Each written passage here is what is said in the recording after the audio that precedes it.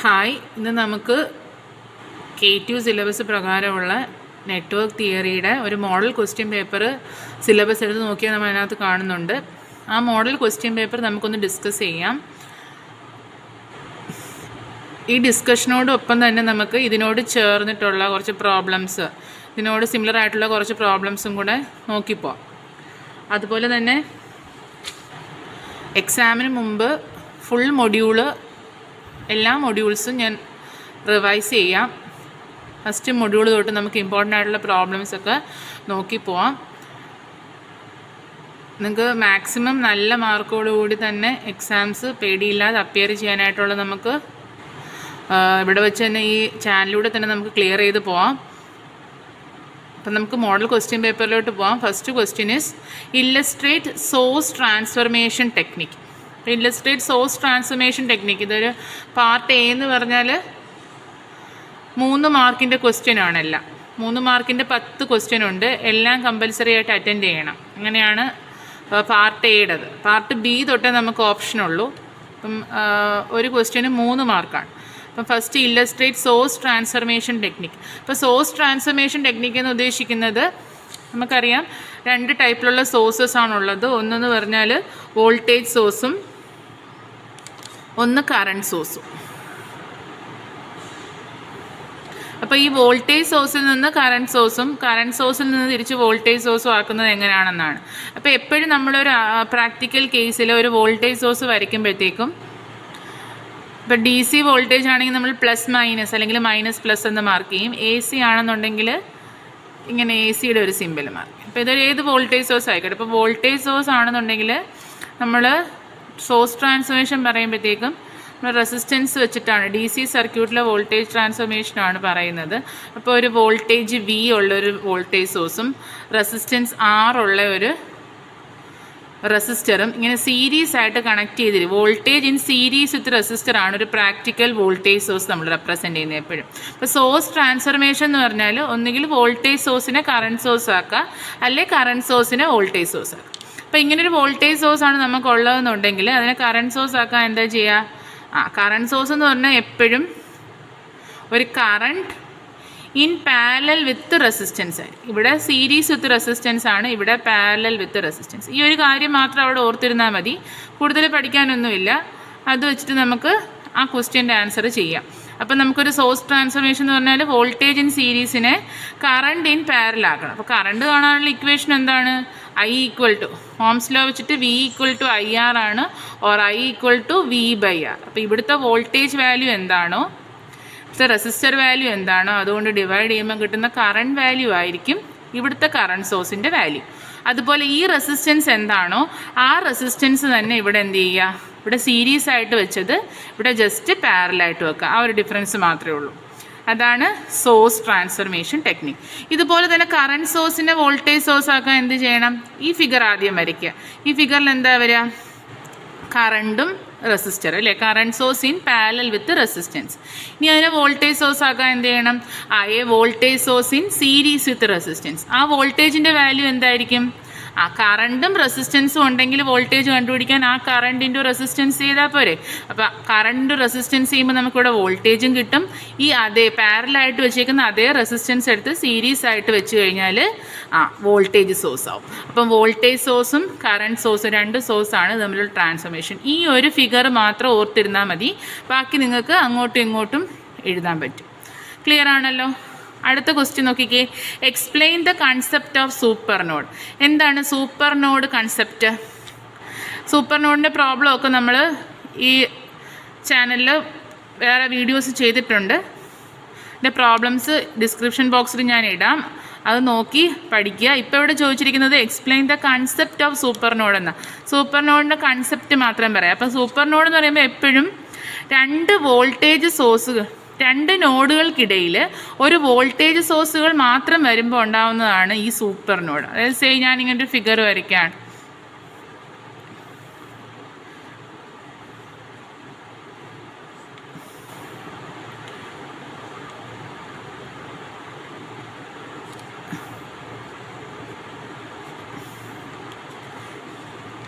എൻ്റെ സർക്യൂട്ട് ഇതാണ്. അപ്പം നോക്കിക്കേ, നമ്മൾ നോഡ് എന്താണെന്നൊക്കെ ഡിഫൈൻ ചെയ്തിട്ടുണ്ടല്ലേ.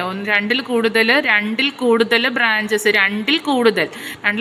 ബ്രാഞ്ചസ് ചേരുന്ന സ്ഥലമാണ് നമ്മൾ സാധാരണ നോഡായിട്ട് അസ്യൂം ചെയ്യുന്നത്. അപ്പം നമ്മളെന്താ സൂപ്പർ നോഡ് എന്നുള്ള അനാലിസിസിലേക്ക് പോകുന്നത് നിങ്ങളൊരു ഫിഗർ വെച്ചിട്ടങ്ങ് എക്സ്പ്ലെയിൻ ചെയ്യാം അല്ലേ.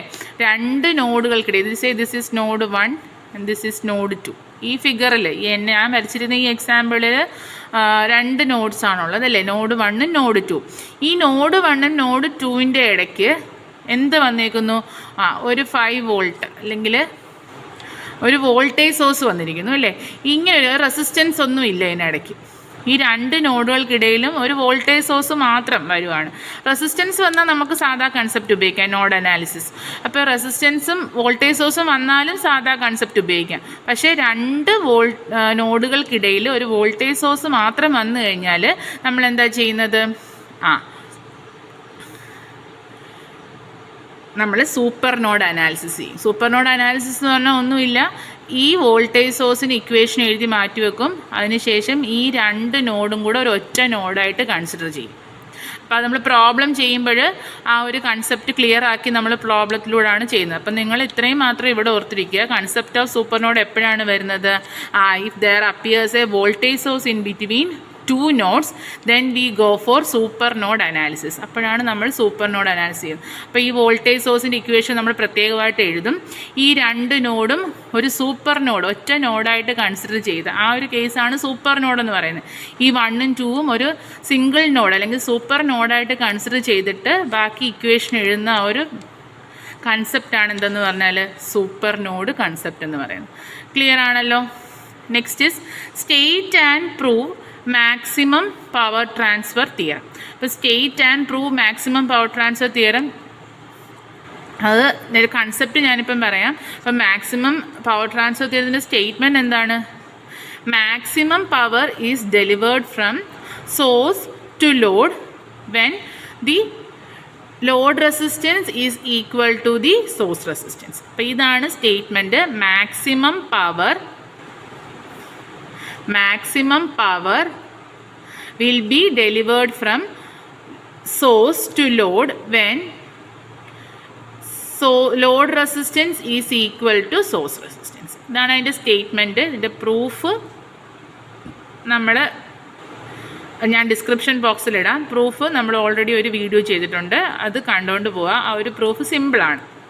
അപ്പം നിങ്ങൾ പ്രധാനമായിട്ടും ഈ മാക്സിമം പവർ ട്രാൻസ്ഫർ തിയറം എന്ന് കേൾക്കുമ്പം ഓർക്കേണ്ട ഒരു കാര്യം എന്ന് പറഞ്ഞാൽ, നമുക്ക് മാക്സിമം പവർ ട്രാൻസ്ഫർ തിയറത്തിൽ നമ്മുടെ കയ്യിലുള്ള സർക്യൂട്ട് ഈ ഒരു ഫോമിലായിരിക്കണം.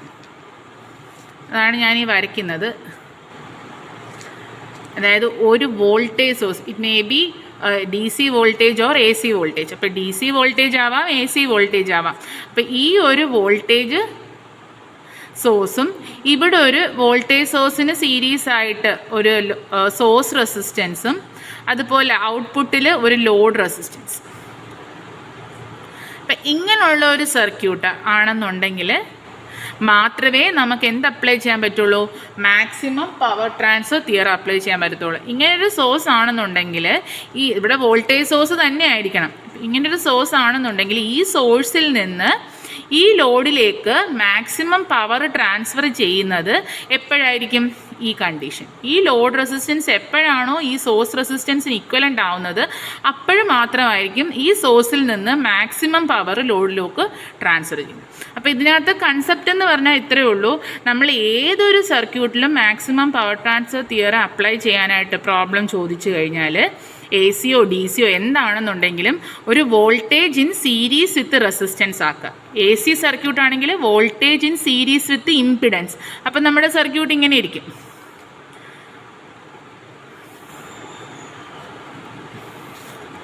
ഇവിടെ ഒരു impedance, it may be inductive capacity or combination of inductive capacity of resistance, അതെന്ത് വേണമെങ്കിലും ആവാം. ഇവിടെ അതുപോലെ ഒരു ഇംപിഡൻസ് അല്ലെങ്കിൽ റെസിസ്റ്റൻസ് എന്ത് വേണമെങ്കിലും ആവാം. അപ്പോൾ ഈ രണ്ട് രീതിയിലായിരിക്കണം. AC സർക്യൂട്ട് ആണെങ്കിൽ voltage in series with impedance, DC circuit ആണെങ്കിൽ voltage in series with resistance. അപ്പോൾ ഏത് പ്രോബ്ലം വന്നാലും മാക്സിമം പവർ ട്രാൻസ്ഫർ തിയറത്തിൻ്റെ കേസിൽ ഈ ഒരു രീതിയിലേക്ക് സർക്യൂട്ട് ആക്കിയിട്ട് വേണം നമ്മൾ പവർ ആണോ വോൾട്ടേജ് ആണോ കറണ്ട് ആണോ എന്താണ് കണ്ടുപിടിക്കാൻ ചോദിച്ചേക്കുന്നത് അത് കണ്ടുപിടിക്കാൻ. ഓക്കെ ആണല്ലോ. അപ്പോഴേ നമുക്ക് ഇനി ഇതിനെക്കുറിച്ച് ഡീറ്റെയിൽഡ് ആയിട്ട് പറയുകയാണെന്നുണ്ടെങ്കിൽ ഏതൊരു സർക്യൂട്ടിനെയും ഒരു വോൾട്ടേജ് ഇൻ റെസിസ്റ്റൻസ് ആക്കാൻ എന്താ ചെയ്യേണ്ടത്? തെവെനിൻസ് തിയറം അപ്ലൈ ചെയ്യണം. എന്താണ്?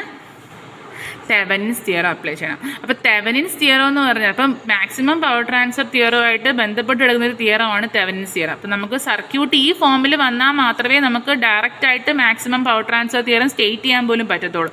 പക്ഷേ ഈ ഫോമിലേക്ക് ഏത് സർക്യൂട്ടിനെയും voltage in series with resistance ആക്കുന്ന ഒരു തിയറമാണ് തെവെനിൻസ് തിയറം.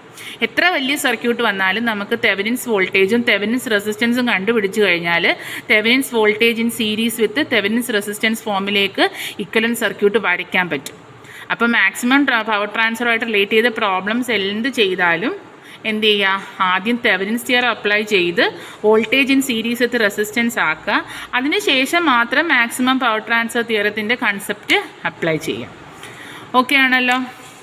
ഇനി ഇതിൻ്റെ remaining part a portions next ക്ലാസ്സിൽ തന്നെ ഉടനെ തന്നെ വീഡിയോ ഇടാം. Thank you for watching. നിങ്ങൾ ഒരു 10 ദിവസം ഈ വീഡിയോസ് എല്ലാം റിവിഷൻ പോലെ ഡെയിലി വർക്കൗട്ട് ചെയ്താൽ നിങ്ങൾക്ക് തീർച്ചയായിട്ടും S3-ൽ നല്ല ഒരു മാർക്കോടുകൂടി ജയിക്കാൻ പറ്റും. അതുകൊണ്ട് keep watching. Thank you all.